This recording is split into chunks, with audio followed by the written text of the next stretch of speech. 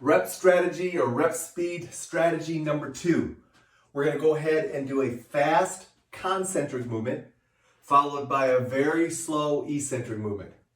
Now, why am I going to go ahead and do this? Very simple. It's going to help improve your power. Yeah, power is the amount of force we can generate over a specific distance.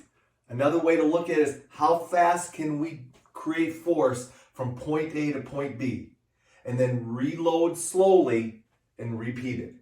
So again, this is going to be how you want to create power. Now, as an active aging individual, I want to keep my power up, because if I can keep my power up, it's going to allow me to go ahead and not only continue to function doing activities that I really love, like golfing, or like going ahead and playing pickleball, or any kind of movement where you've got to generate a quick force. It's also going to go ahead and help you learn how to keep your balance and your reaction time. So let me take you through 2 examples of what I mean by a fast concentric rep followed by a slow eccentric component. All right, so let's go ahead and let's take push presses.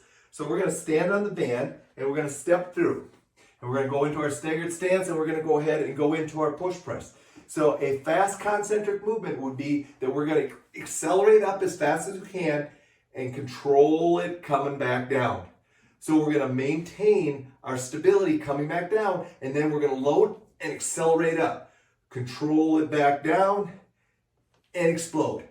So you can see how I'm going to go ahead and be able to accelerate the concentric movement, which is going to help me develop my power. But I'm going to do a slow eccentric so I know I keep my joints protected, keep my stability at a very high level as I'm eccentrically lowering the resistance. In other words, I'm decelerating the movement very slowly. Let me show you another example of where you can do this that's going to influence your lower body more.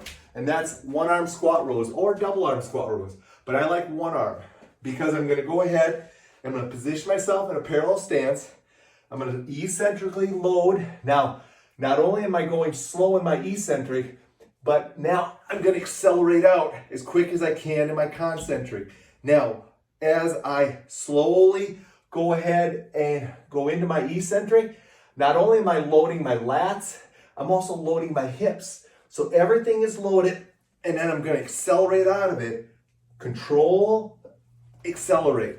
Control, generate power. Again, because you're using a variable resistance, in this case the resistance band, you can actually change that rep speed coming into that or coming out of that concentric movement. So, strategy number 2, fast concentric movement by a very slow reload or a very slow eccentric movement. And you're going to do that for what reason? To improve your power. Let's get on to rep strategy number 3.